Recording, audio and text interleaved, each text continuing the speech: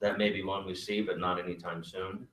And he, I said, contact Al. I knew Al had been interested in this for some time, just to see how quickly it could come together, and it really did. And I actually talked with Al at length the other night when we were out at Epcot. So, Tom. So we have communities and we have committees. Correct. Is that too confusing? It's confusing for me. Is it too confusing for the membership? And why do we try to draw some kind of distinction? Go ahead. Can I take that? Dana. So there are a couple reasons for that. I would agree that the names are confusing and it's easy to trip on them. I would agree that that part's confusing, but the concepts are actually very different. So committees traditionally are small groups of people for a particular purpose that report to the president. So every time the president changes, often the committee chairs and the membership of the committees change. And the president says, this year, FOI committee, these are the things I want you to focus on. What that does, unfortunately, is it limits the amount of work that they're able to do, but it also limits the number of people that can be involved and that can be engaged. You have 10 or 12 people with perhaps only 3 or 4 actually doing the work. Or in the case of the ethics committee, you might have 20 people where they're all doing the work. But when you have a community structure, which we first tested with a freelance community, it was completely different in that they chose their own leaders. They chose their own product or projects. They chose their own tools. So now we have a group of more than 100 people engaged versus 10 people engaged, where really only 5 people were involved in, and that could churn from year to year. With the community, it can grow organically. They're doing all kinds of projects. They've got a Twitter account, a blog, quill column, which also sometimes the committees do, but they do monthly hangouts, they meet at convention, they do all kinds of things that the committees sometimes by their very structure is limiting. And the goal really is to provide resources, whether it's networking or training or education or online tools. We can give them resources and give our members another way to engage, whether or not they can come to a conference or whether or not they're in a rural area or in the middle of Alaska and they don't have any hope of a chapter coming near them.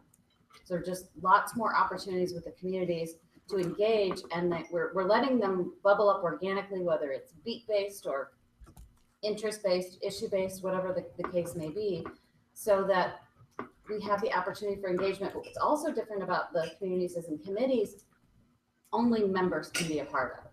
And while there's been some discussion on this board, Bill, about whether or not community members should be SPJ members, the idea is that by letting non-members engage, they get to know more about SPJ.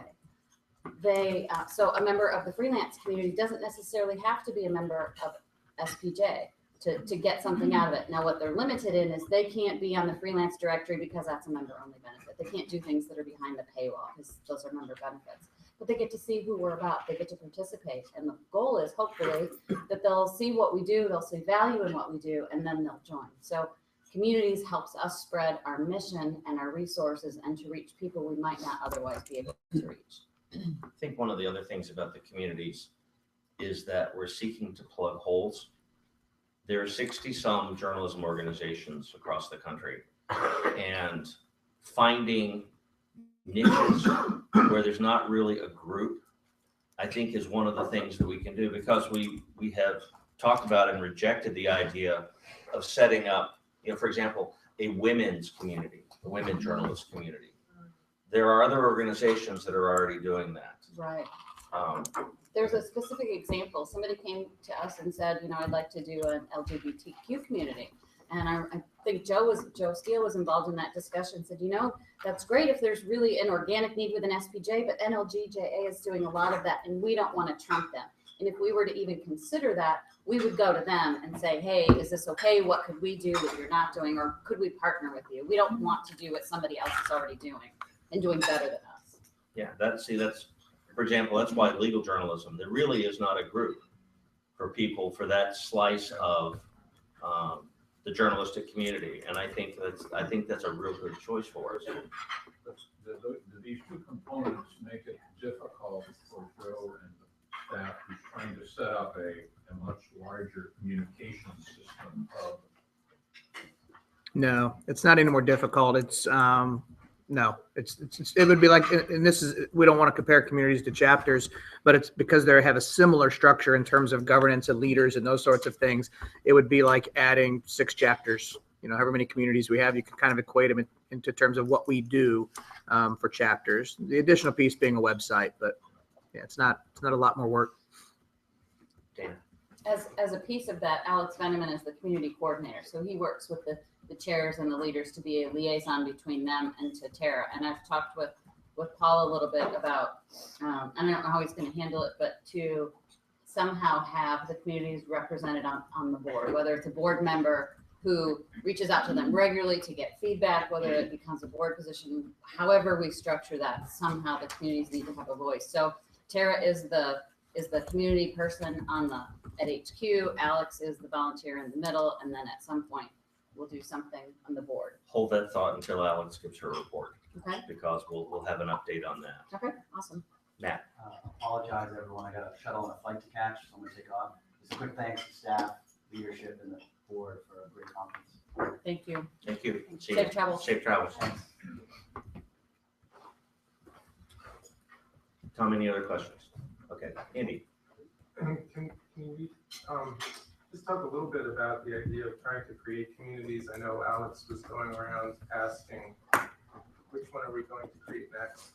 Do we have a mindset that we're going to try to create as many as possible? And I understand the idea that they have to bubble up, but are we looking for them and hoping to find them, or are we letting people decide this is a great idea and come to us?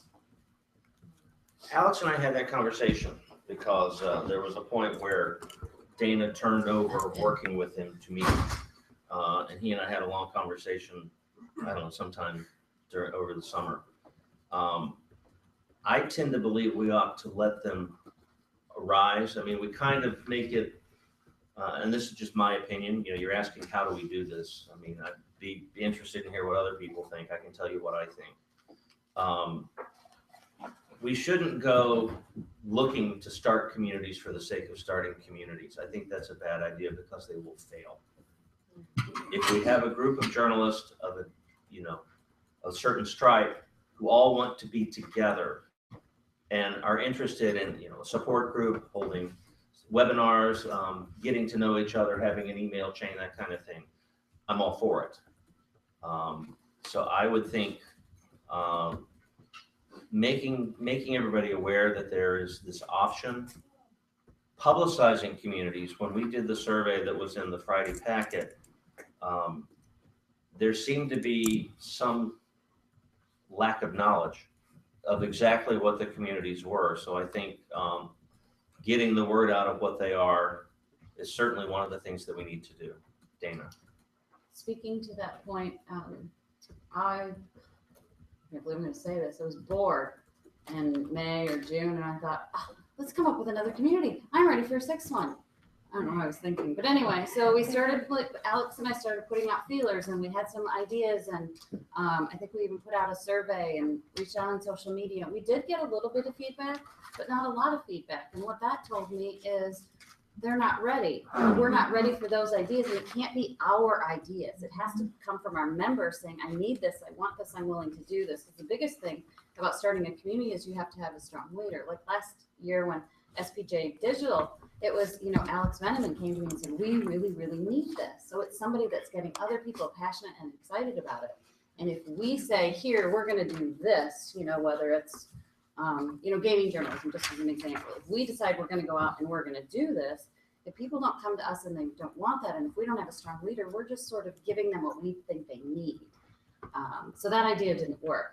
But then when we pulled away a little bit, one of the people we reached out to was Al Cross, and he jumped right in, and that's already growing. So I feel like it's better for it to come from the members, and I feel like SPJ International is another great example where when you've got a strong leader with a great idea that jumps right in, they have this passion, and that just sort of, funnels out and downward. Whereas if it comes from us, it's like, here you go. Here's another great thing we've done for you.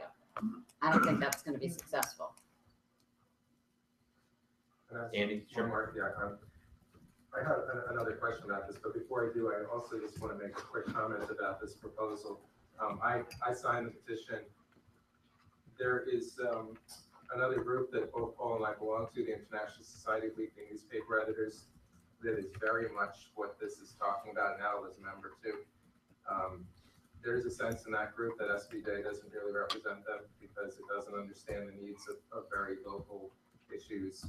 I heard the Code of Ethics talk about that this is an obvious conflict of interest, but they don't really understand when you're one person and you're selling ads and you're writing editorials and you're doing stories, that that's not necessarily unethical and so forth. So I think this is a good way to try to reach some people that we're not reaching. But my other question is, what type of measurement are we looking at for the success in communities as they go along? What kind of feedback are we getting and monitoring whether it's a success so far?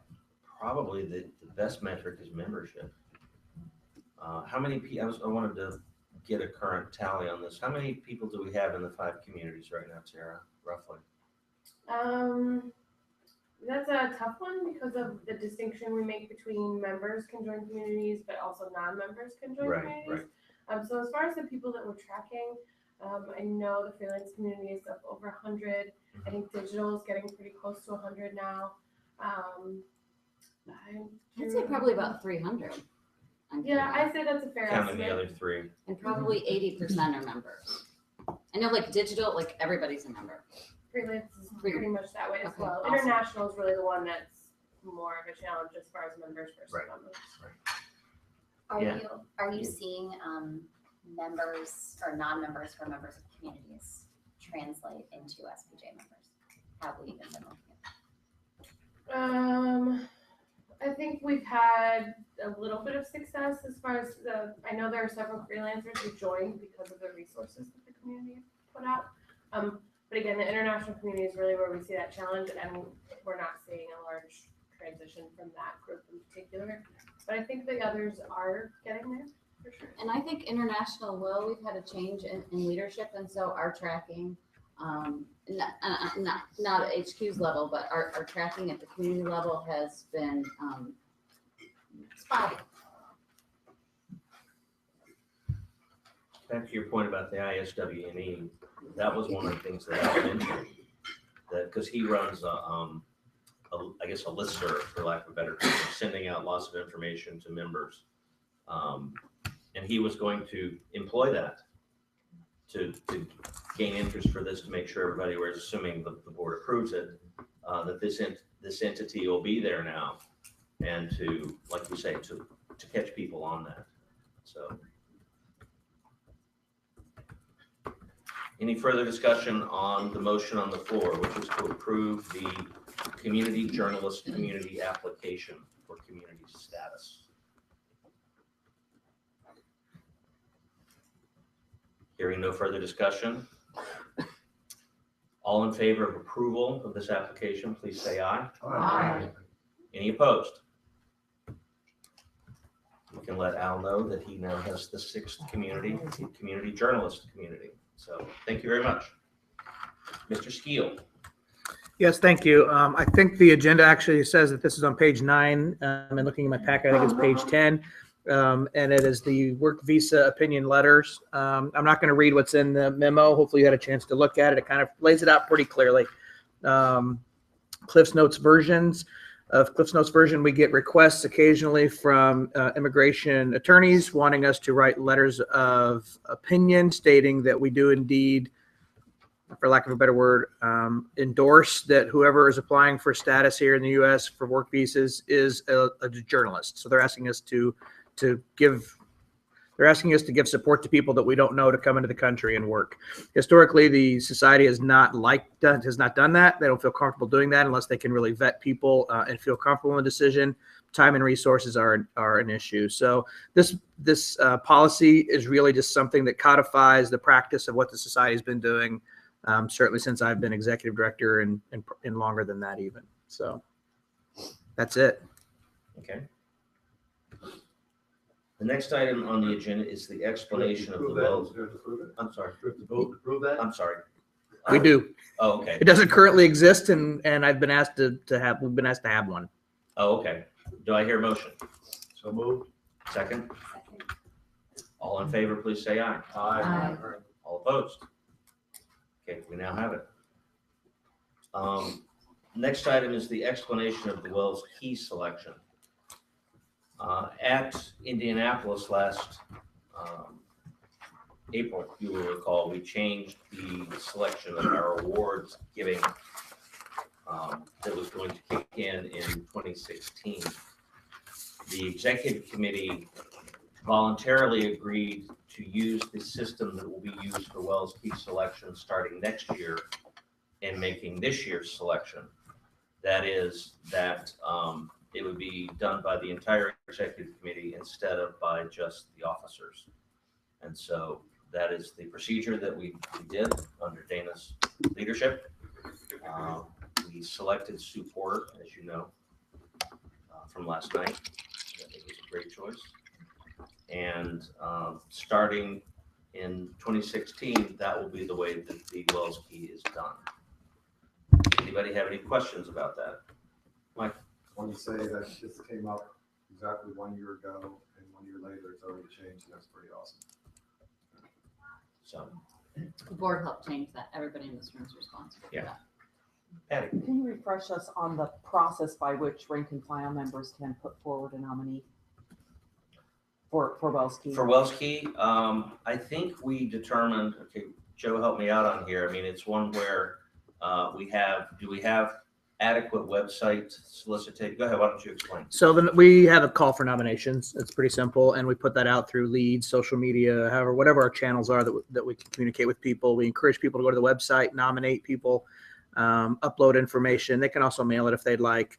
And then we collect those nominations, and when the deadline passes, they go to the executive committee. And that's actually the way we do most all of SPJ's internal awards. It's the same process. Mike? Also, one of the other changes that happened pretty quick, which is awesome, was that when you go to that webpage now, you can submit online. Previously, you had to only submit on paper. So that change was made pretty rapidly also, which was also awesome. That's a good one. We need to meet members where they are and to make things easy for them to participate in ways like that. Joe, back to you.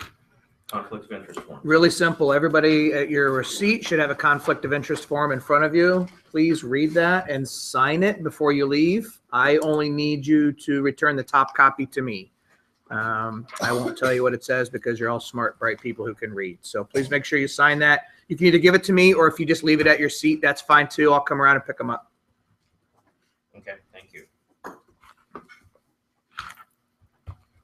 Yesterday, in the delegate session, there was a resolution that was passed regarding our seat on the ACEJMC, which is the Accrediting Council of Education in Journalism and Mass Communication, which is something that Steve Guyman had done for ever and ever. I'm in.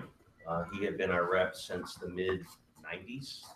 Joe, is that about right? Yeah, long time. It's been a long time. And I think, as we know, Steve's moving to London and cannot continue this, continue to serve. The convention directed us to maintain the society's active involvement as a member of this group, which includes payment of an annual industry membership fee and the travel expenses of its representative to council meetings. And Joe, can you tell us how much money that's going to be? Yeah, it'll be anywhere between $5,000 to $6,000 a year. The cost to be a member is about $3,500. And travel will vary depending on where the meetings are and whoever is appointed where they live. So I would say should be no more than $6,000. Okay, $6,000. And the cost of our representative traveling to do site visits for accreditation purposes is paid for by the group. So we're not going to be out of pocket on that. Steve has been paying all these other expenses himself. Almost. Yes, almost. SPJ has always paid the fee to be a member of the organization. So we've already have been paying the $3,500. So what we're talking about in terms of a budget change is really just the cost for travel to the meetings. So $1,500 to $2,000. Yeah. And I think, considering that this is the resolve of the convention, we don't really have a choice. We have been directed Right. To support that, which is fine. And I have a member in mind who has to run it up the flagpole back at work, and I won't give you his name now because I think he should have the chance to do that. But in talking with Steve and Joe and getting ready for this, because Steve notified Dana and me that we would be needing to make an appointment because he was going to be relocating. He gave me, or Steve sent to me, a motion that I never quite found out if it passed or not back in 1999, laying out the procedure for the selection of this. It basically would be a presidential appointment subject to ratification by the board. And it would be for a 3-year term. And I don't think we have that in place. I think it's one of those things, Steve just kind of always did it. So I will refer to that, and I will be bringing that back to you because I do think it needs to be formalized. And I think we ought to have a system both for the selection and ratification. And what I will do is when I have our nominee, I will come to you and ask for your ratification. I think you will be pleased with who it is and not have any concerns. But I do think that is the procedure that we ought to have for this position. So that will be coming. Bill?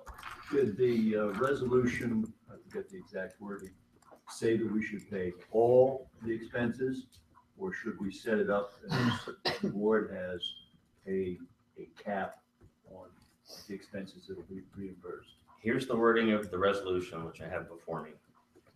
That be it resolved that the delegates direct the SPJ National Board of Directors to maintain the Society's active involvement as a member of this group, quote, which includes payment of the annual industry membership fees and the travel expenses of its representative to council meetings. So in other words, if they meet in Alaska, we would pay for a plane ticket to Alaska. If they meet right next door in the hometown of our rep, we pay for a cab over to their meeting. Does that answer your question? Yep. Okay. So our hands are tied. Kind of. That's how I read it too. When I first saw that this was in the packet of resolutions. So, They do meet twice a year, and one of them is, I think, usually in DC. And then the other one, I know it has been in Chicago at times, and sometimes it's on the West Coast. So Steve said they alternate between East Coast and West Coast, but Chicago's a fix every year. yeah, where are they headquartered, do you know? Kansas. Kansas. Yeah. Yeah. Well, David, I don't know how that works too, because David Boardman is now the president, and he's at Temple. So They have a skew toward the East Coast now, right? yeah. I mean, they may be headquartered in one place, but nobody on the board lives there. Oh, Is what I'm saying. So I'm not sure. All right.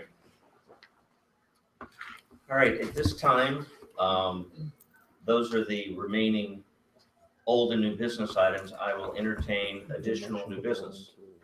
Michael, you had a few things you wanted to discuss. First, I wanted to make a motion to recognize one of us. In the past year, she's lost sleep, shed blood for SPJ. Frankly, I think she worked way too hard and worried way too much and judged herself way too harshly. But I also know that Dana was the most open-minded and egoless president that I have served with, and that dates back to 2008. So my motion is twofold. First, to recognize her for her service as president of the Society of Professional Journalists, and second, to order her to bed for a week. You had said the second one, I would have cried again, but you saved me. Is there a second? Second. Any discussion on the recognition of our excellent immediate past president? All in favor, please say aye. Aye. Opposed? Thank you. Any other new business? Bill? Oh, I'm sorry. I'd like to move that the board direct staff to include all SPJ and SDX Foundation governance meetings in all printed pre-convention and at convention, printed, online, and other, for example, hotel video screens schedules. In other words, if it's going on and it's governance, it ought to be on the printed schedule. We have 5 people in the room who are not members of the board other than staff.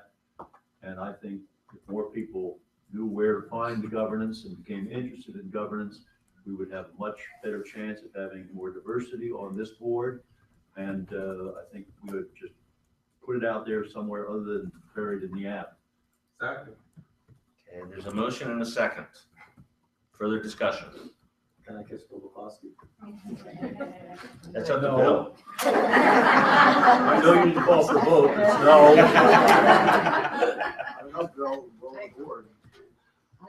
Dana. I have to agree with that, and I know that there were some technical difficulties, and I don't know that it was anybody's fault, but it was very difficult to follow in the resolutions meeting, and I was looking over Erwin's shoulder, who had everything on his screen, but just even the numbering thing, even if the numbers had been right, it would have been a whole lot easier to follow along, or even dates or times or something. I did find it very confusing.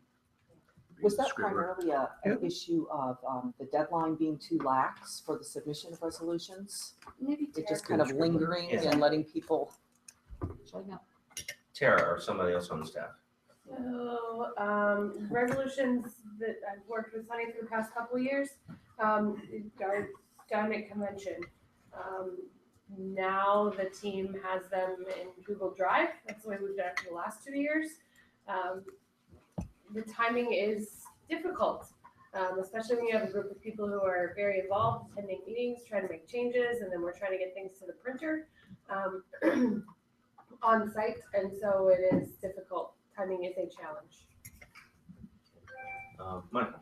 On that point, one of us before people is new on the resolutions committee and is actually trying to move this process in this century, which would involve, number one, there's no reason the resolution committee can't meet virtually. Number two, no reason that the resolutions can't be done 10 days in advance. Number three, those will be sent, they can't be sent to anyone, all the delegates in advance. And number four, can't be provided on paper the day of the opening business session. So Michelle Boyette is new to that committee. I talked to Sunny Alvarado, who said, yeah, I guess. So that will probably change and take care of itself. I would like to piggyback on that for one moment and bring another point up that has come up before. Someone else on this board also mentioned it to me, so I know that it's not just me or my region. And that is, when it comes to resolutions, in the beginning, we always have the very funny, congratulatory, thank you resolutions, which are awesome. But I think, and now I know others think, that when you are new here, and now there's delegate training, but you're brand new, and it looks like a flick, and there's a lot of inside jokes I don't understand, and it takes time away from the debate for later. I would hope, I don't think it requires a motion, I guess, but I would just hope that leadership would flip those so that we can do the substantial business first and can end the session on a laugh. Michael has already brought this point to my attention, and my response was, yeah, absolutely. I think that makes sense. That the important business, the items that are going to require a lot of debate and discussion, I won't say necessarily the controversial ones, but the ones that are going to be contested and need to be discussed fully, really obvious at the beginning. Just because you have a certain amount of energy, you have a certain amount of time. Because I know, and I'll get this chance next year, just like you did, you're managing a certain block of time that you have to get the business of the convention done. And you want to have time for the things that people are passionate about. And I don't see why that couldn't be incorporated as we continue to improve and try to fix some of these issues with resolutions overall. That makes sense to me. Patty. I'd like to piggyback. I am among the other people that Michael and I are concur on this point. I've been a member since I've been in college, and yet I come to these sessions and I feel like a complete outsider. I feel like I was not invited to the party when these long resolutions are read, where people are sharing inside jokes, and I don't get them. And I know many of the people, so I think it is off-putting, especially to somebody who's in that room for the very first time. And the other thing is, even if we keep them, we move them, lower on the agenda. I think the preponderance of those kinds of resolutions send a tone that this is a time just to celebrate SPJ and each other, and it's not a time to actually move forward issues of importance. Because yesterday there was only one issue that had any substance, to be talked about. There were some very, heartfelt and important persons commended, and that's all well and good. But I don't think we're really setting the right tone with that whole session. I think we can work to change that next year. Could I just add to that? Dana. So that was probably my 8th or 9th convention, and so I've been at the top, I've been at the bottom, and I feel exactly the same way. Thank you. I thought I was maybe the only No. uncool kid in the room. No. There were cool kids now. Not that you're not No, cool, no, Dana. You are so cool. I don't need to be cool. Yeah. I just I need mean, to there's a place for that, but maybe it's a dinner. Maybe it's an offsite. Maybe, you can still have that fun. Sure. Not that we don't love your dog, really, but but only, No, I know. 24 people in the room know that, right? And the other 100 or 150, Sure. Now they all do. Now No, they all they all do. do. Now they're all going to be Facebook friends with your dog. Right. Thanks. Okay. So thank you for that input on the resolution. Michael? Is there any new business? I'm sorry, I jumped the gun. You were entertaining. any- Don't- Well, I think Patty wanted to be recognized next.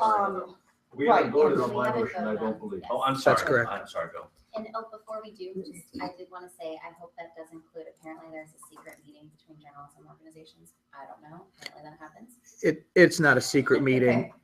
Okay. So here's what this is. So several years ago, there was a group called CNJO, Council of National Journalism Organizations. They met regularly at Poynter Institute. It kind of fizzled out because it became a lot of work for those groups that were involved. And so Teresa Schmetting from the American Copy Editor Society kind of rekindled it last year, asked if SPJ would host it. And so we agreed to give them space at our conference so that these groups could come together and meet. I wasn't in all of the meeting because I was at SDX. This is not an SPJ meeting. It's a meeting that happens at EIJ because our friends have requested that we have space for them so that they can get together and meet. And I try to attend that meeting because it's all kind of part of this notion of SPJ trying to help other journalism organizations develop partnerships. So it is a meeting that occurs at SPJ. It is at EIJ. It's not an SPJ meeting. So to put it on the agenda, I don't even know I don't know that it makes sense. But I mean, and I don't know, maybe I'm misunderstanding, to me, if there's something you're registered at a conference for EIJ, shouldn't everything that's happening be on that agenda? Well, let me ask you this. If Telemundo is hosting a news directors meeting at our conference, should that be open to every attendee that comes? Well, that would be up to their organization, I think, but But that's not something we run. and this isn't something SPJ runs. They request space. I think we should ask them if they want it to be public, and if they say yes. Okay. As long as everybody knows what it is, I'm fine with that. But if this is not I think there's a perception that this is an SPJ meeting that we've called all of these people together, That was not included in my motion. and that's not the way that it is. Okay, Dana. This was actually brought up at the Friday meeting, that this was announced that this meeting was taking place. I didn't hear that either. It was at the SDX meeting. I know I announced it there. No, I was No, sure. absolutely was not. Either way. Oh, my apologies, I thought it was. And I also think it's important to understand what this meeting is about, like why these people want to get together. It's executive directors and presidents that want to get together to talk about sensitive issues about their own membership. How do we deal with our own boards? Those sorts of things. I'm happy to ask them. I just don't understand. I'm not confident what the pushback's going to be if I'm asked to make that meeting open, because I fear what will happen is they will go somewhere else.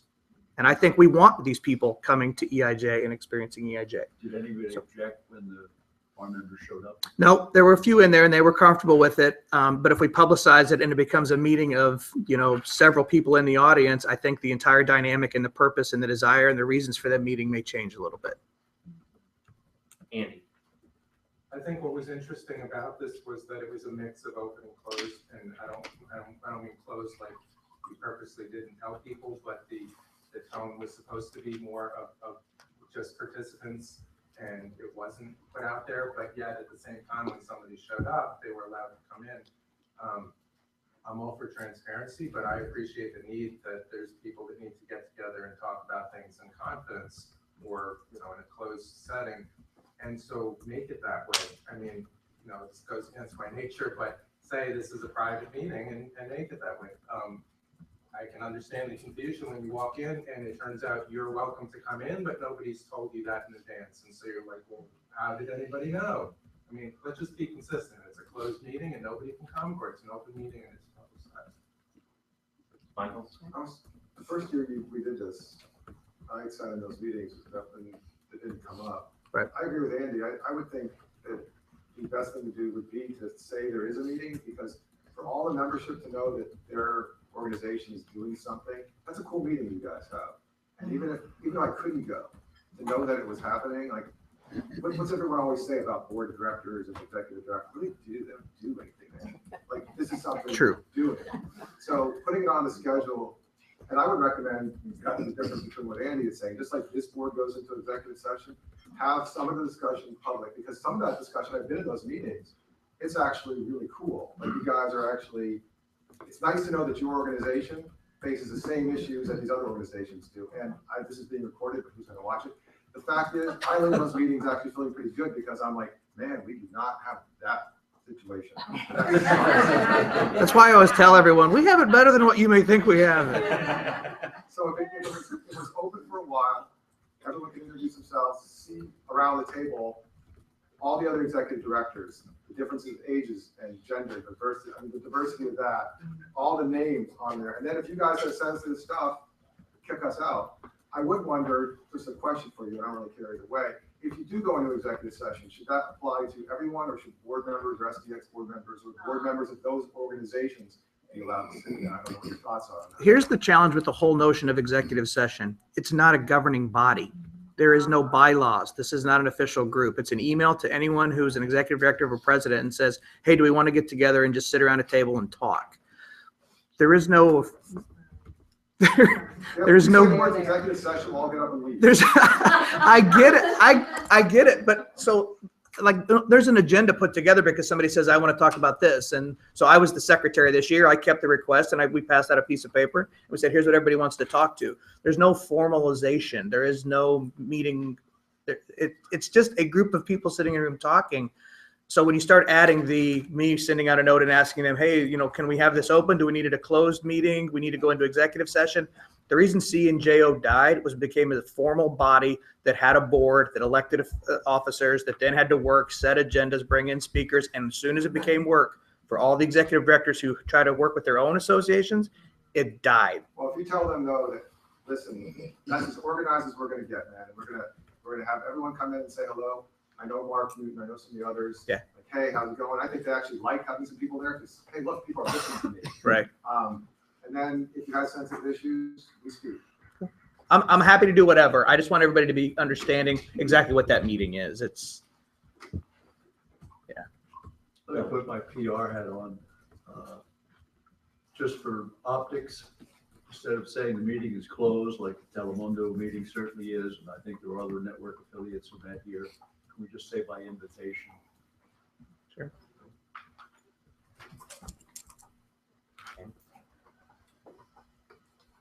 Patty, Yeah, we still have a vote then. I'm sorry. Any further discussion on Bill's motion? Restate your motion if you would, please. I can't do the show. Several other corrections. You can read this. The board directs staff to include all SPJ and SDX Foundation governance meetings in all pre-convention and at convention, printed, online, and other example hotel video screens, the schedules. Okay, so the upshot is to get more people coming to our governance meetings if possible. Okay, any further discussion? Hearing none. All in favor of Bill's motion, please say aye. Aye. All opposed? Motion carries. Patty? Let me apologize for having to step out of the room to find my lost cell phone. It's recovered, so I don't know if this was covered. The regional directors will need to replace Rebecca, so I wanted to review what the process is there.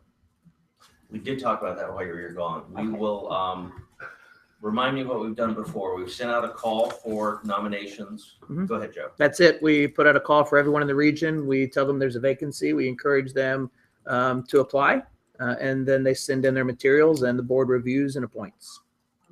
And we do this before the spring meeting? Do we do it do it virtually? within the next month. With all deliberate speed. Yeah. And we'll do will we do a a call? I would assume though, however Paul chooses to get the board Yeah, together. I would anticipate that, pretty much right after you guys get back to Indianapolis and decompress, and kind of get all the convention stuff out of the way, that we'll start that process pretty much as soon as possible so that we can get the Region 1 seat filled. Okay.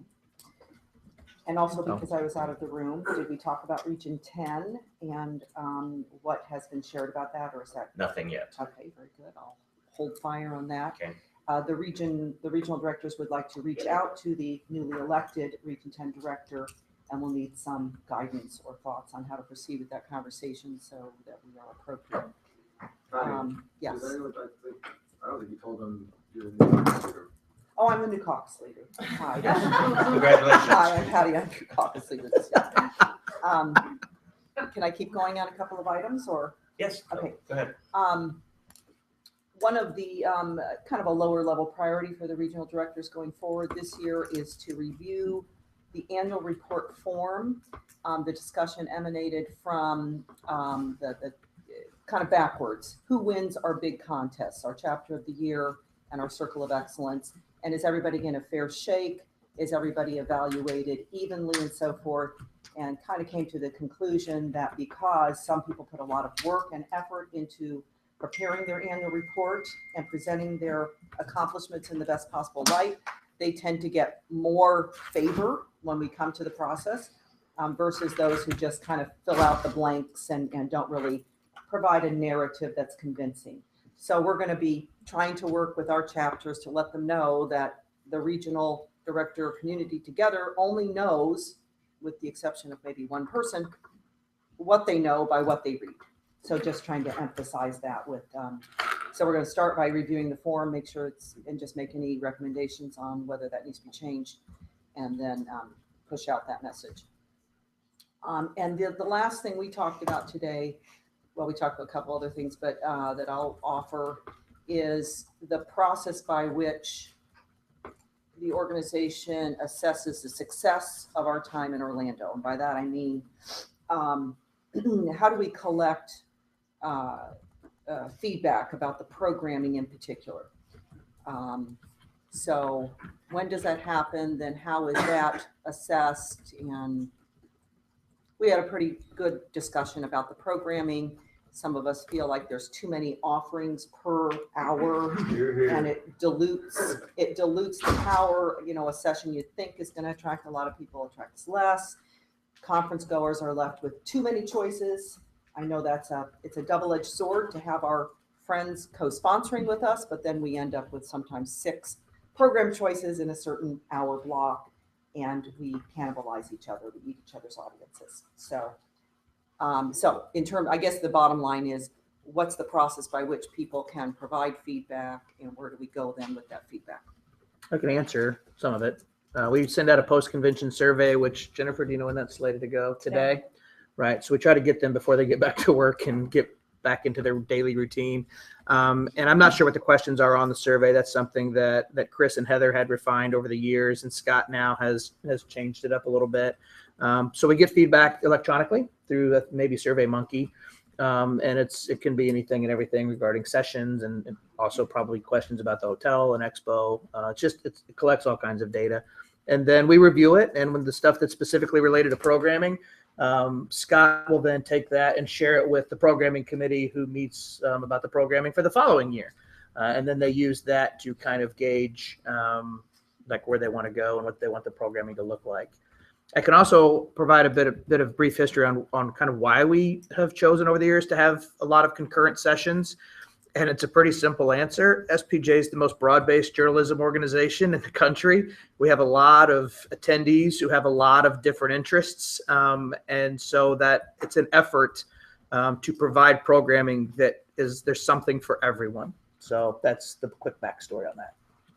And if I could, I did just want to say, I will be representing, like SPJ is represented, working with Scott, and then someone from our TDNA, someone from the Native American Journalism Association. On top of that, though, I know last year there was a subcommittee, basically, of like SPJ members that then sort of gave their feedback before it went to that group of all the organizations. So if you are interested in being involved in that, specifically, it would just be focused on programming. So what would happen is as new ideas come in for programs, you would basically work to kind of rank them and see like, you know, this is a definite, or, oh, I don't think that would be something that would be interesting. So that kind of feedback to provide to me. So when I go talk with RTDNA and the Native American Journalism Association, we can kind of go from there. So if you are interested, please let I me know. participated in that last year, and that's great, and happy to do that. But we still end up with a lot of programs that are overlapping and too many. You know, I understand how we've gotten there. I'm just wondering whether it's time to re-examine some of the. And I think it would be smart to look at other conferences and see kind of what they do as well. Like how do they structure theirs, and what are the, like, let's look at the successful ones, might be a good idea, and see. I know IRE, like Lynn goes to IRE regularly, and it's probably, from what I hear, it's one of the best conferences that there is. So we could look at their structure. I know they have a lot of sessions, but I mean, it's very similar. I mean, lots of, like, if you wanted, there might be 3 things in 1 hour and a half that you want to go to, and that's just kind of how it is. The one thing I think that they do a better job of is posting everything and live streaming. They're really, really good about the moment, like, so let's say there are 2 sessions you want to go to and you have a conflict, you go on the next day and you can get the tip sheet and it's there forever for years to come, and that's invaluable because it's like, oh, well, I know this tip sheet's going to be better, so I might just teach myself that because I know it's going to be there online. So that could be a solution too, is maybe not lower the number, but work harder to get the materials from the sessions you can't get to. I have a question actually, on all the different seminars. Do we track attendance? We kind of track attendance. Scott, all the room coordinators are asked to do a rough head count, and then they send those numbers to him, and then he looks at those and evaluates how many attended what types of sessions. Because I think that'd be useful in terms of, you know, there might be a program that everybody thinks is great. You know, the concept is wonderful, and you have 10 people show up. To me, that's kind of like, okay, that's like the dog food that dogs don't like. Well, thanks. Bill, Does the Survey Monkey and Scott's back of the envelope calculations result in any kind of a report? Oh, not a formal report. He uses that information when the programming committee starts to meet the following year to determine what types of sessions were successful. Because I, for one, would be interested in knowing what people thought of the landlocked hotel. Mhm. Did I just telegraph what I think of it? And, you know, how many people went to what session? I'd find that Sure. interesting. Whether I find it gave me any guidance, I That don't would be know. great. Cool. But if you could generate a report, Sure. and God knows you don't need any more work, or at least. That would be let's- very valuable. Yeah, Thanks. I don't know that it needs to be a pretty format and all that. We might be able to just download the results and email it out with no narrative. So Michael. I'm just wondering, instead of us getting in the weeds about all this, one of the things that has come up at our regional meetings, I know some of our RDs talking to people, is it possible, since Lynn, you're the liaison, maybe we can communicate directly with you or some issues that maybe don't have to come to the board? I'm thinking, I'll give one example, just by way of example, that maybe we can all deal with without bogging down the meeting. The freelance community. I did a freelance session. Would it be really cool to have it be sponsored by the freelance community, right? So that, and maybe the freelance community introduces it. And so, but instead what happened is my freelance session was against the freelance community's meeting. And I know that there's, when you do a jigsaw puzzle like this, there's no way to know all of that stuff.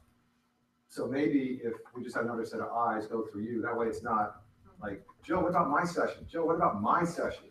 And he'll kill us. So we could funnel all those sort of requests through you. And that way, if any of us have these sort of convention questions, we don't have to take it to the whole board to be bothered, Lynn. Absolutely. It can definitely bother me. You can text me, you can call me, you can email me. Patty.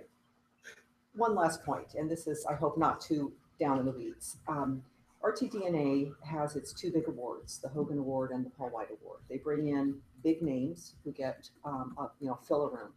So I just wonder, what is the history of SPJ doing a similar kind of award? Was it the Helen Thomas Award? Was that the last time we had a big award where we brought in? What did you say?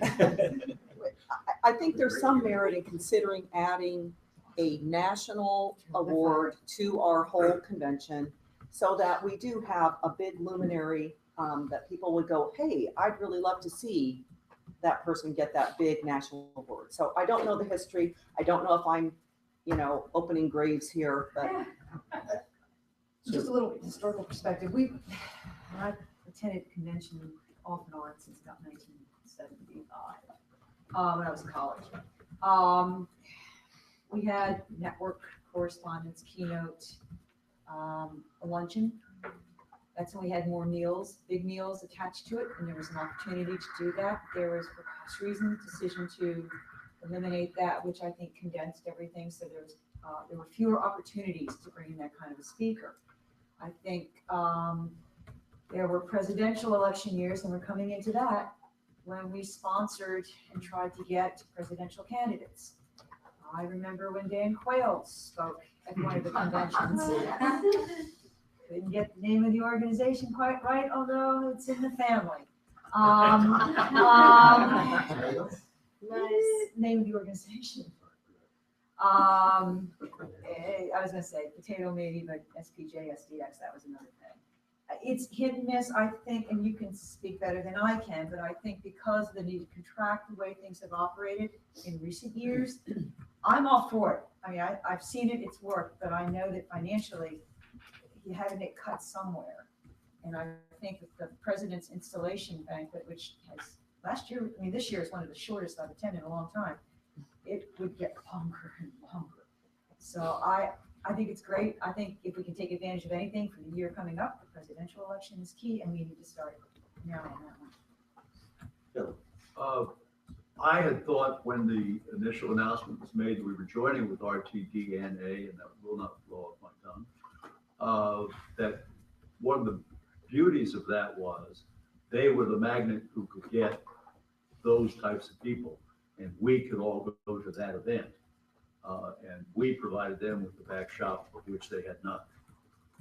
So I think we don't need to be competing with them, although the more people that you can bring in, that people will actually really want to go listen to. I agree, it's a great magnet to get them to come to the event. the only thing I would say in response to that, and I've gone to all the 3 years that they've been our co-sponsor, is they do bring in a big name, but they don't have the person talk about anything worthwhile. They get up and just give a vanity speech, So they do the nice little video, and that's great. So if we were going to have a Leslie Stahl, we can't. I don't know that we can influence their programming, but my idea is let's not have Leslie Stahl just go, "I'm so honored, this is so great," but I don't know, talk about real stuff, whatever that real stuff might be. Just a quick point of information. Paul White Award itself used to be like a black tie dinner. And At convention. At convention, it was a big deal, and I can tell you, also as an RTNDA at the time, RTDNA member now, they too faced the same problems that we did. Diminished number of folks who were able to come, couldn't afford it, and the first year that they busted it down to a cocktail reception, there was all kinds of moping and griping and that kind of thing. The realities were, that was the best they could do, so they cram them all into this one little presentation. Yeah. And then they do that's a it. cocktail reception. That's the way it goes, yeah. And they're usually lucky enough to have the network, in this case ABC and CBS, pay for the reception, and then whatever money they get by selling tickets helps to support their other activities. We and not to belabor the point, we do have a mechanism already in place. I think it would maybe require some different thought. We have a fellow award that we give every year, and it was originally created, and Bill has done research on this. One of the reasons it was created was to bring big name people into SPJ. That was why it originally created. It has morphed over time, and it's become as much of a service award as it has a recognition of, to bring in big names to draw attention to SPJ. Which is fine, and I understand exactly why those conversations happen. These conversations happen every year in the executive committee meeting, and we do try to create programming around the fellows that are selected that's not just at the president's banquet. So I think one way to potentially kind of work toward this is to be thinking about who do we want as a fellow, with the mindset being we want them to come to convention and do some sort of programming during the day, not during a banquet. So I think that's a conversation that the executive committee could have, or the board could encourage the executive committee. If we're going to give two, let's go after a name. And Bill and Paul, you've sat in those executive committees enough to know it's a wrestle every year to determine, we don't want to just give somebody an award because they're a name. So let's recognize great journalism, but the fellow was created to recognize a name.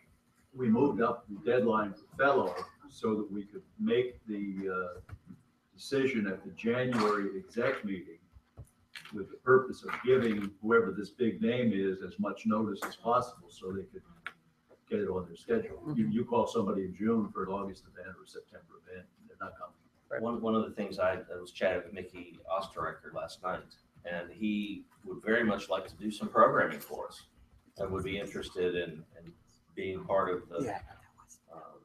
And especially now that he's a fellow, I think he would come back next year and provide something on press photography, some kind of session, or the legalities, something that's in his wheelhouse. Right. So Eddie. Thomas and Leslie Stahl both did a conversation panel. Oh, see, I missed that. Thank you. It was great, and Yeah. and whoever, the moderators asked a couple of questions, and then they opened it up to the floor. And students asked some great questions, and they got some really good, honest, open answers, and it was very informative. It was standing room, like it was full. And Yeah. they've done that almost every year in some manner, shape, or form. Yeah, good point. Andy. Oh, no, it's not really. Okay. I wanted to just talk a little bit about the programming from a slightly different perspective. I heard from some people yesterday that were a little bit confused, maybe a little bit frustrated by at least their perception of what the programming process is and whether it is open enough. And it made me think that it would be good to have a little bit, I don't know if transparency is the right word, like it's opaque, but at the same time, I'm not sure that it's well publicized to the point of who is working on it and what types of philosophies that they have. I know if you submit a program, you'll get some type of response, you'll get some type of feedback, but I'm not sure that, I'd like to see something maybe more general, some guidelines so that people can look at it and get a sense and then come up with the programs they might like to see. I think that would be a good idea. Lynn and Patty and I sat as a subcommittee advising the group that was putting it together. And it made me think there needs to be kind of instructions on how to put together a good proposal. Yeah. Because we had some that were very detailed and gave great, we had several categories. We had, hey, let me sell you my product or service. And there were a lot of those. We tossed those immediately. Then they had, here's the full rundown of I propose, I'll be the moderator. I would include a panel with X, Y, and Z. Those were good ones. And then we had quite a few that were somewhere in between. It's like, boy, if they'd only put some time and energy into this proposal, we really might have a good possibility. So perhaps when you're working with the other folks getting ready for EIJ 16, even just a quick statement on the website of how to make a proposal so that we help people, so that we get some better ideas on the table too. We could also just take it one step further. This year, we had the session on how to get a delegate. I know Mike had some concerns about that on a different Well, level. just point of order, I didn't have a problem with the session, I have a problem with the process. Okay, The session was awesome. okay. But perhaps on that same order, we could have something near the end of the convention where if you have, want some guidance on how to pitch an idea for a seminar next That's a year. great idea. We'll do that. Yeah, that's a great idea, Sue. And there'd be 7 programs, right? Anything else on, we're kind of wrapping up. I want to move on with a couple of other topics. I know there are at least 2 items of new business, and then we have our board orientation, and then we want to move into executive session briefly before we conclude today. Anything else on programming or whatnot? There's some good ideas. Thanks for bringing it up, Patty, for everybody to be able to say. Michael, did you want? I'm in business. Okay. Alex Tarquinio, could you please talk about the 41% task force and our visit to the bylaws committee? Yes, thank you very much, Mr. President. This task force was initiated after our mid-year meeting in April, and it is very firmly based on our new president's comments during his campaign last year, President-elect, on the 41% that are underrepresented at the convention because they are not members of chapters and chapters. We met 3 times of its summer. I do want to point out both the report and the survey are in the board packet materials on the website. However, they were in the Friday meeting session, so if you're looking for them, you'll find them there. I don't want to just repeat everything. So now I really want to update you. There's a couple things I want to mention though, just in case people have forgotten, and there are new board members.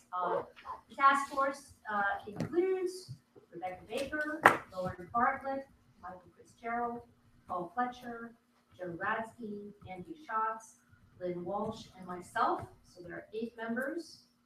And we met 3 times by phone. We did a survey of unaffiliated members, and we also looked at comparisons of systems of other professional groups. And the survey we had, I think, a fairly decent. We had a 3% response rate on that. We got about we had 99 responses out of about 3,000 unaffiliated members.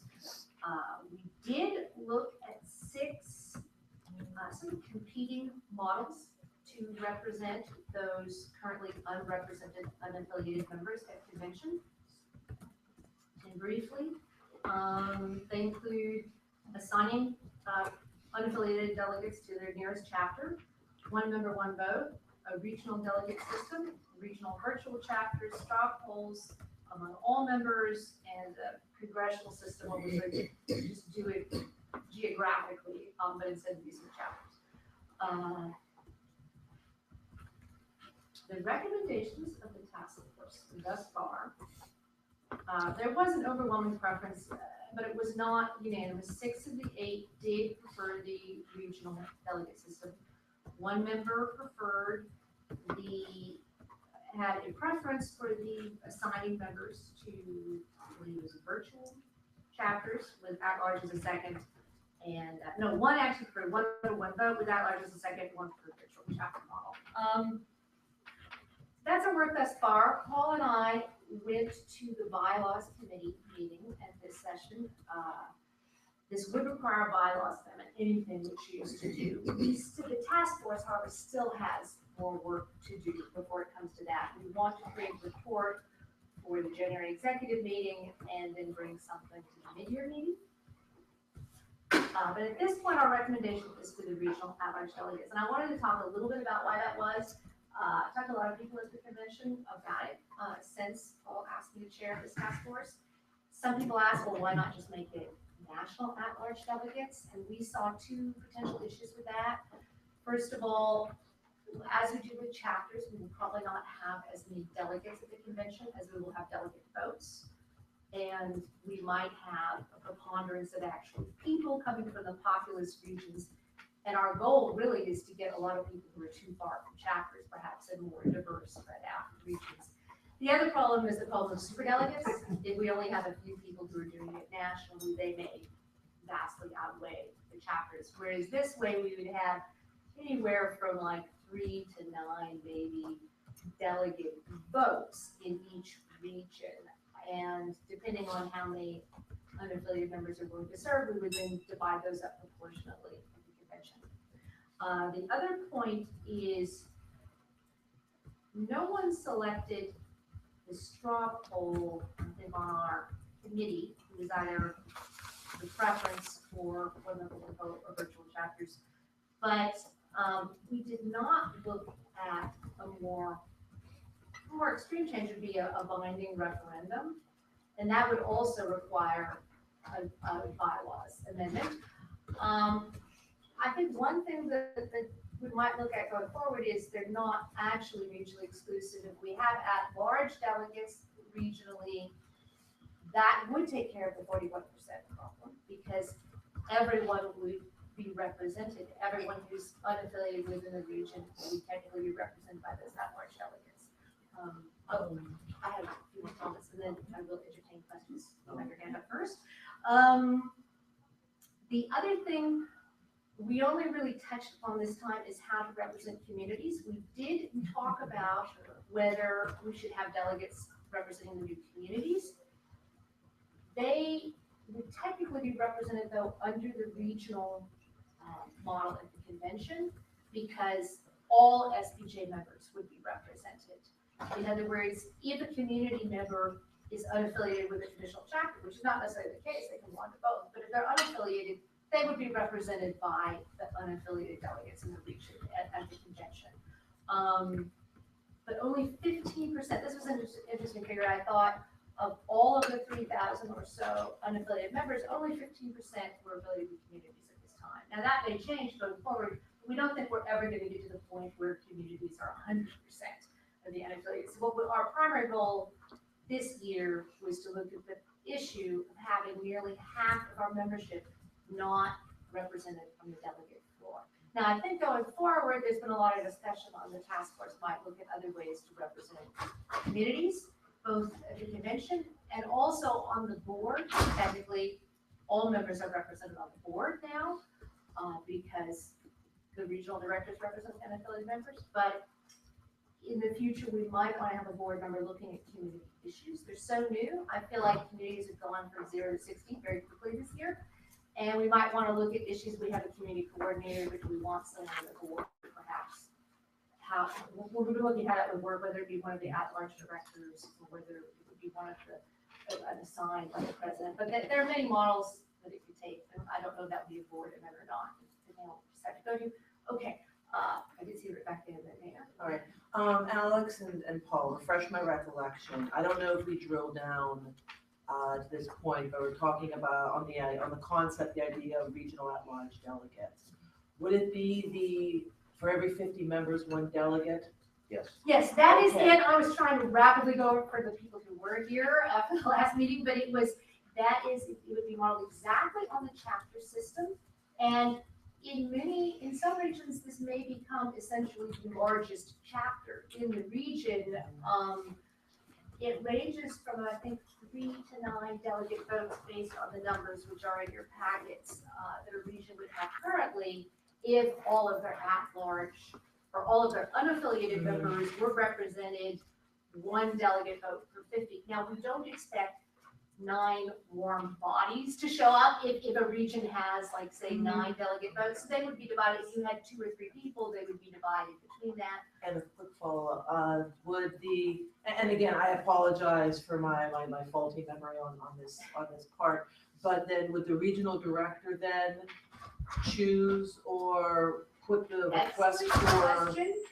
And there's a difference between the bylaws amendment and the policies and procedures. I think in bylaws amendment and the one time before when I was involved in this, you do want to keep the language broad enough so that it is flexible for the board to change going forward. However, as I think after we draft the bylaws amendment, we have to look at policies and procedures and what we want to at least initiate with, but keep it a little flexible. I think my opinion, and this is one woman's opinion because now we are getting to beyond the point that the task force has been able to do it yet. So I want to specify that we will be discussing this in more depth, but I think it would have to be incumbent on the RD in that region. If you have, say, 250 unaffiliated members who are not represented currently at the convention under the present chapter model, then you would get, say, 5 at-large delegates. Hopefully, I think we would probably begin by the call for people to volunteer the same way we do for any office, and hopefully people would step forward. And there might be an election, and we have to decide on the mechanism whether we hold an election if there's more volunteers than actual delegate votes. For example, whether we have alternates the way we do the chapters. Right now, the chapters handle a lot of that. The RDs just have to make certain the chapters comply. Yes, I think it would be incumbent on the RDs, and in the unfortunate scenario, if no one steps forward, you might have to actually beat the bushes a little bit, think who's volunteered, who served on committees, who seemed eager to volunteer, but maybe lives 100 miles from the closest chapter, and, ping them with an email and say, hey, would you like to be an at-large delegate? There are a lot of issues we have to look into, and I actually think maybe in our report for the exec, we should look at both how we would draft the bylaws amendment and maybe recommended policies and procedures to start with. Yeah, the idea here is that we discussed with Bob and the bylaws committee a number of different topics and a number of, they're professionally skeptics. So they brought up a number of ideas and how is this really going to work?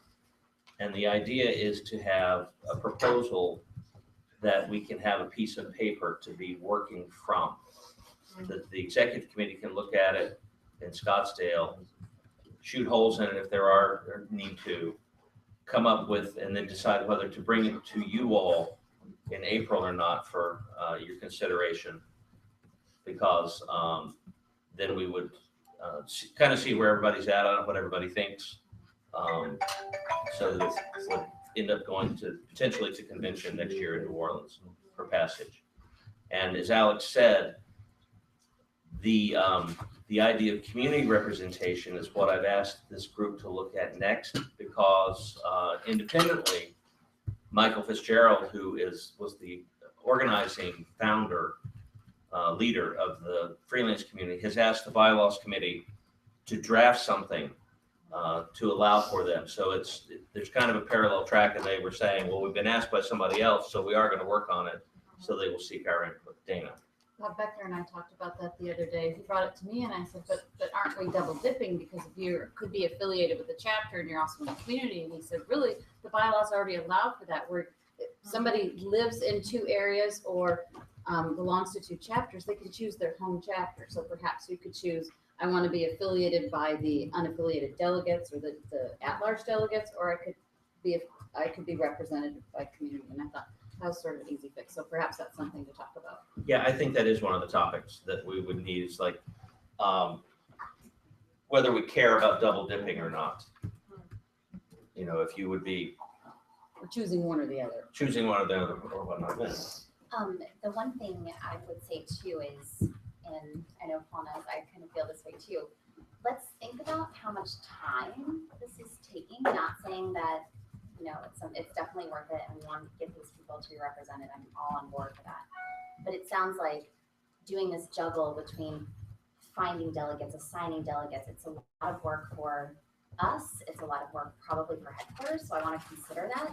When wouldn't it just be so much easier to just let everyone vote? So that's just what. So let's just consider the time. We did look at, and remember this, but I'll update everyone who wasn't past ours. In the comparisons, we did look at a number of organizations that had technically 1 member, 1 vote, but you had to show up at the convention. In other words, they did not have a delegate system. But any member, you know, who's paid their dues and showed up at the convention could vote. However, we decided they were actually less democratic because the members were only showing up to vote for the board. The board made all of the decision making, which they didn't have a delegate system and a resolution process. And the members couldn't bring resolutions to the floor. So we didn't want to go down that aisle. We felt that it was essentially more democratic to have involvement of the members at the convention, you know, presenting resolutions and commenting on resolutions. And also, I mean, frankly, depending on where the convention is based, you would have an over-representation of members in that region because other people would have to spend time and money getting there just to vote. So we did feel that 1 member, 1 vote was important for the offices. We did want people showing up at the convention to make this. Now, how they get there, that's what we have to look at. Let's do this. Continue to work on the issue of the communities as you guys go out and complete the work. Bob will look forward to hearing a product from the bylaws committee. And this we'll be continuing to discuss this in the coming year. There's 2 follow-on questions that I did want to get a little more feedback from the board, people have ideas. One is the communities, we're lumping it together as it is 1 question. There actually are 2 questions. One is, do they need some separate representation at the convention, which is what we focused on, and we decided if we have at-large delegates, they would be represented that way. The other is on the board, whether we need to specifically be looking at the issues on the board. And I think it's partly a matter of voice, but it's also accountability as they grow in size and begin to have elections and begin to have bank accounts. Yes. We have RDs looking at chapters. Some of these communities could grow to be much larger than most chapters very quickly. They don't really have representation on the board. We don't have any oversight on the board. We have a community coordinator, which is at the board position. And that's something that this task force mentioned briefly, but has not looked into. That's the follow-on work. So that's number one. And we also didn't really discuss the referendum. I think whatever we decide to do with delegates to the convention, I don't see the two as mutually exclusive. It came up last year in Nashville with a lot of members or a lot of delegates and just members saying they'd like to put that, the ethics out to a referendum. And this year people are saying, how could we even talk about changing the name without putting that to membership vote?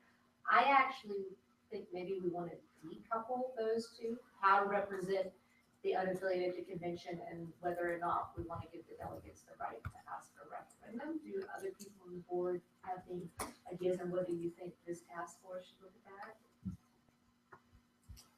Why don't you look at it and come and bring a recommendation or not, or a recommendation not to do it? I'll take it back to the Yeah. task force. I just thought maybe someone else on the board would like a task force one.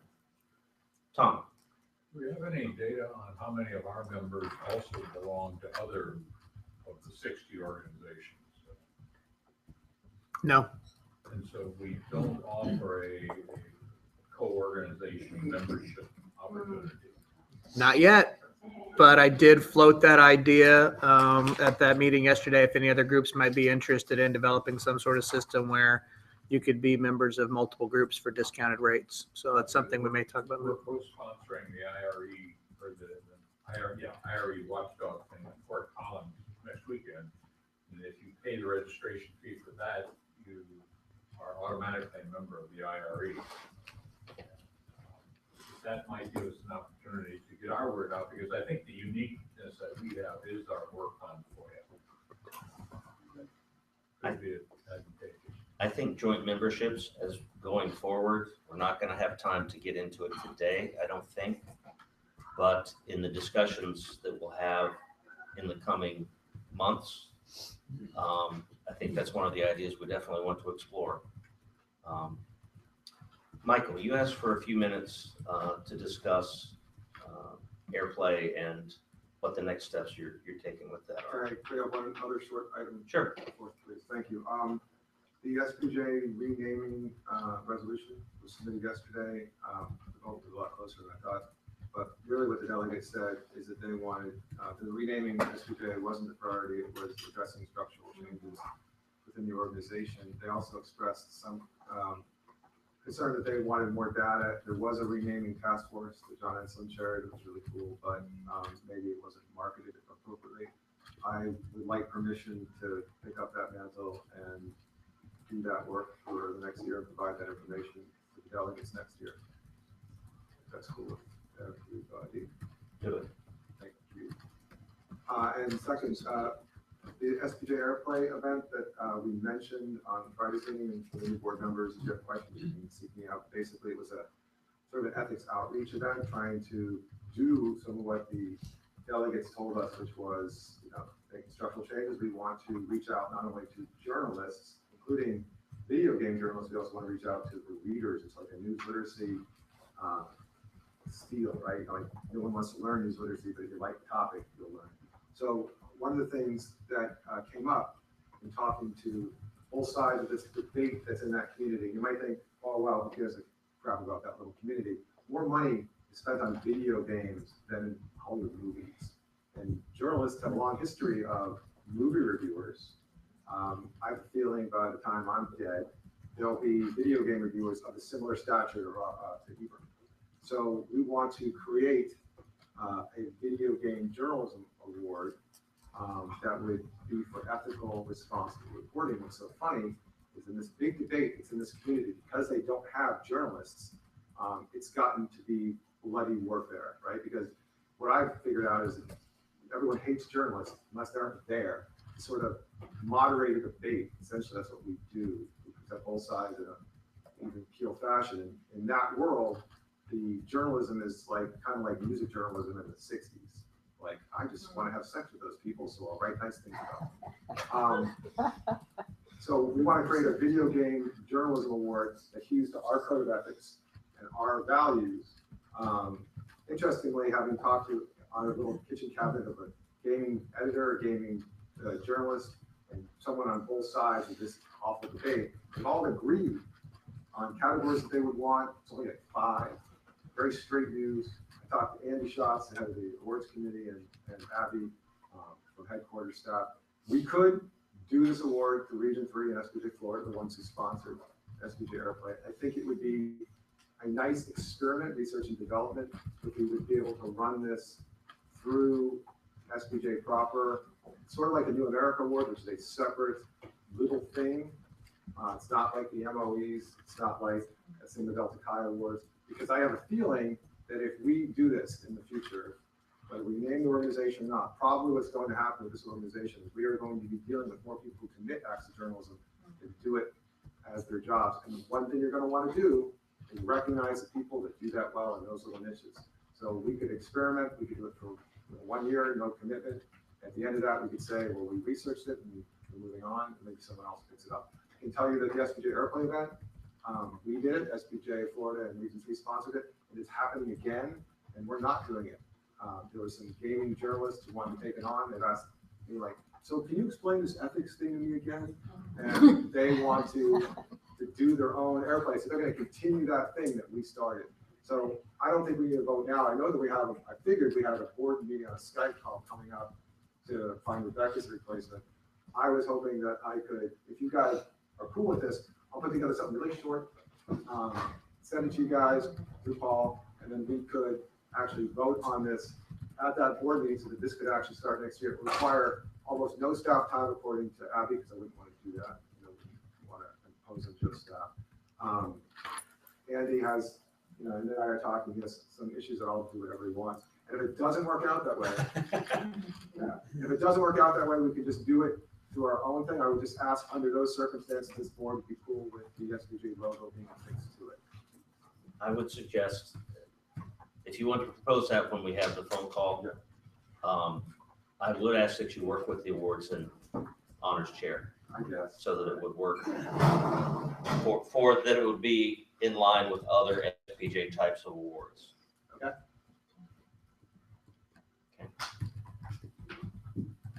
Any other items of new business before we move to our board orientation with James? James, you have the floor. I'm sorry. Take a 5-minute break. Yeah, I had 2 things, if you don't mind, that I'm happy to. We actually need to go into executive session before James can give his talk. In which case I second. I did take a 5-minute break. I tell you what, we are moving along very well. It is 10:45. Let's take a 5-minute break and come back.